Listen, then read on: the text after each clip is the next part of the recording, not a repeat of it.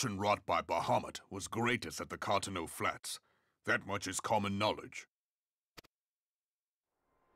What is less well known is that his rampage laid bare ancient Allagan ruins, of which no record existed.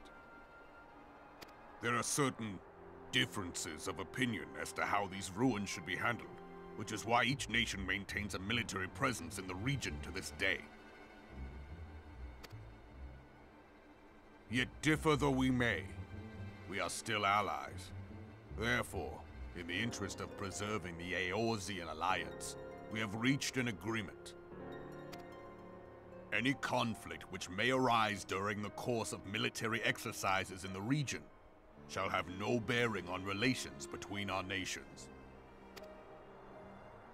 In full knowledge of this delicate state of affairs, Teleji Adeleji proposed the Cartano Reclamation Bill. A shameless bloody ruse which stands to benefit him in but one conceivable way.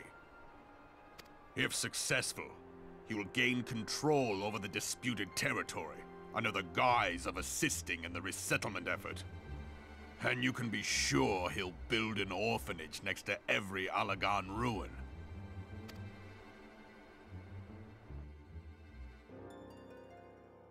The man would threaten the unity of the Eorzean alliance and risk countless lives for personal gain. He walks a path all his own, independent of any faction and beholden to none of his fellows on the Syndicate.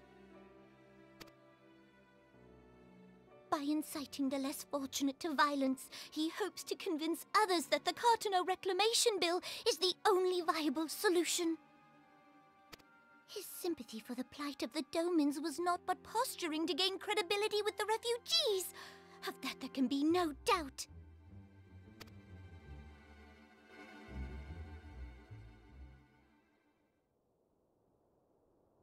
Forgive me, but what could possibly motivate Teleji Adeleji to go to such lengths?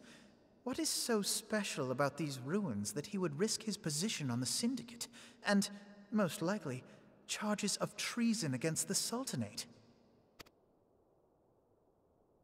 Omega. Pardon?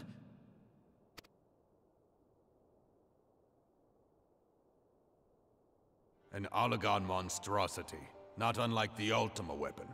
Mayhap larger, we know not. It has yet to be fully excavated. Allagan inscriptions indicate that it was created to fell Bahamut himself. If accurate, it might explain why Nail Van Darnus chose to bring the Red Moon down upon the Cartano Flats. Given the ends he went to ensure Eorzea's annihilation, destroying the one weapon which could stay the Elder Primal may well have seemed like good sense.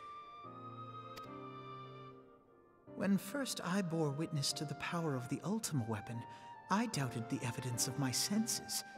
And now you tell me there is another such weapon, one which could contend with Bahamut. Bahamut! Aye, we were skeptical ourselves. Truth be told, until the Ultima weapon's existence came to light, we thought the inscription had been mistranslated. At present, Omega is more akin to a fossil than a tool of war, having long since ceased to function. As such, its true potential cannot accurately be gauged. However, if someone were to restore it, as the Garleans did the Ultima weapon, I have little doubt that he would wield untold power. Power enough to subjugate Uldar like as not, and the rest of Eorzea besides, which is doubtless why Teleji Adeleji yearns to have it. That he should aspire to world domination. He who has ever walked 2 paces behind Lord Lolorito in matters of commerce.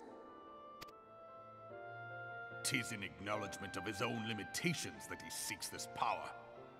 Woe betide us all should we allow him to have it.